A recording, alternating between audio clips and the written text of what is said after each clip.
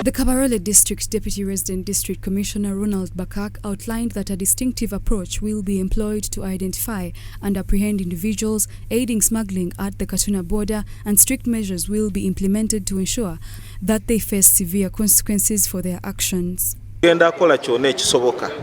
Tugenda kozesa our intelligence departments okulaba nti omuze guno gukomezebwa ddala. Era njagala okutuusa eddoboozi lyange eri abo bonna bekikwatako abagezaako okuyambako mu kusimagolinga ebyamaguzi okuyingira eggwanga okukikomya mbagirawo, kubanga yenna gwe tugenda okukwatako nga security tugenda kumutreatinga ng'omulabe w'eggwanga, kubanga bw'oba opromotinga okukukusa ebyamaguzi kiba kitegeeza nti olina engeri gy'olwanyisaamu ekonomi y'ensi okubeera nti eka wansi. At the Baraza, Christmas Byaruhanga, the mayor of Katuna Town Council, emphasized that combating smuggling is a collective responsibility involving all stakeholders in the region. Instead of solely attributing the responsibility to the authorities, the business community is encouraged to actively participate by reporting any criminal activities at the border. Byarugaba highlighted that such engagement is crucial as smuggling not only impacts the authorities but also has adverse effects on the business community itself. Turabasa tukwatanisa itwa abashubuzi na URA na Town Council leadership kumaraho ubwo buzima bwa smuggling. Abukuba we all get affected.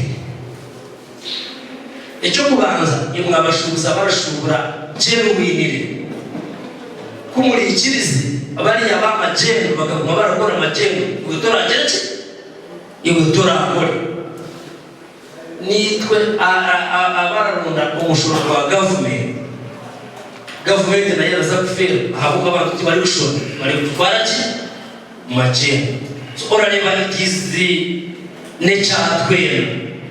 However, Gordon Mutunji, the officer in charge of the Uganda Revenue Authority Customs Office at the Katuna border post, highlighted that despite their concerns about smuggling, its occurrence is comparatively lower at their border compared to others in the country. He mentioned that it is particularly notable during periods when the Katuna border was not operating at full capacity. Smuggling at Katuna is at very minimal levels, very minimal.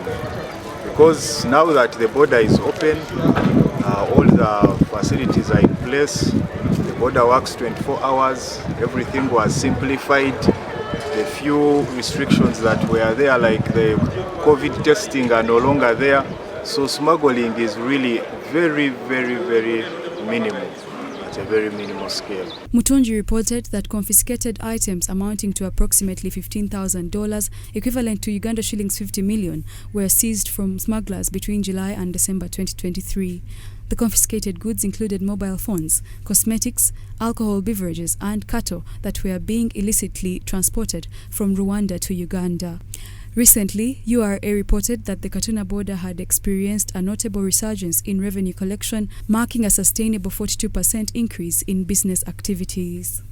The upturn in fortunes follows the removal of travel restrictions for Rwandan nationals entering Uganda, fostering unrestricted trade between the two nations.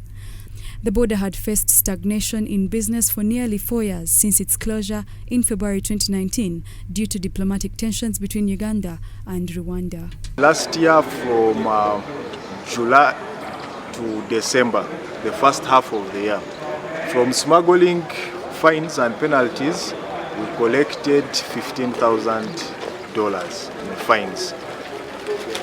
So I think that tells you the story. $15,000, that's about maybe 50 million.